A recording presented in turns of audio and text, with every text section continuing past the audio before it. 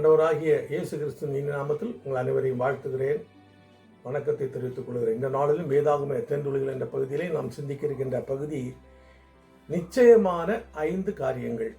நிச்சயமான 5 காரியங்கள். முதலாவது, நிச்சயமாக கர்த்தர் உன்னோடு கூட இருக்கிறார். ஆதியாகமம் 26 அதிகாரம் வசனம் 28. இரண்டாவது, கர்த்தர் நிச்சயமாக நம்மை தப்புவிப்பார். ஏசாயா 36 அதிகாரம் 15 வசனம். மூன்றாவது, நிச்சயமாகவே முடிவு உண்டு, உன் நம்பிக்கை வீண் போகாது. நீதிமொழிகள் 23 அதிகாரம் 18 வசனம்.